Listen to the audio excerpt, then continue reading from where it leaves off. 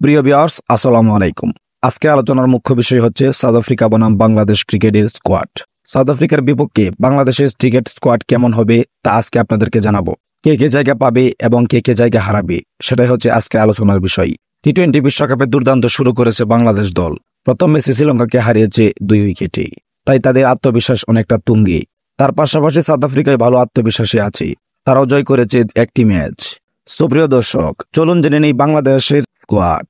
বাংলাদেশের স্কোয়াডে জায়গা পেয়েছেন লিটন দাস, সৌম্য সরকার, তানজিন হাসান তামিম, সাকিব আল হাসান, নাজমুল হোসেন শান্ত, তৌহিদ হৃদয়, মাহমুদুল্লাহ রিয়াদ, মুস্তাফিজুর রহমান, তাসকিন আহমেদ, রিশাদ হোসেন এবং সাউথ আফ্রিকার ব্যাটিং লাইনআপের উপর নির্ভর করে একজন পেস বোলারের পরিবর্তে একজন স্পিন বোলার নেওয়ার সম্ভাবনাটাই খুব বেশি। তাই দলে জায়গা পেতে পারেন মাহাদি হাসান, যিনি বাংলাদেশের পক্ষে টি-20তে খুব ভালো বল করে যাচ্ছেন। তাই তানজিন হাসান সাকিবের পরিবর্তে তার জায়গা পাওয়াটা সম্ভাবনা অনেকটাই বেশি। সুপ্রিয় দর্শক, টি-20 বিশ্বকাপে বাংলাদেশের দ্বিতীয় ম্যাচে সাউথ আফ্রিকার মতো শক্তিশালী দলকে কি বাংলাদেশ হারাতে পারবে তা অবশ্যই আপনারা কমেন্ট বক্সে জানিয়ে যাবেন। যদি বাংলাদেশ কোনো রকম ভাবে সাউথ আফ্রিকাকে এই ম্যাচটি হারাতে পারে তাহলে বাংলাদেশের দ্বিতীয় রাউন্ড নিশ্চিত। কে কে আশা করেন সাউথ আফ্রিকাকে বাংলাদেশ হারাতে পারবে তারা অবশ্যই কমেন্ট বক্সে কমেন্ট করে যাবেন।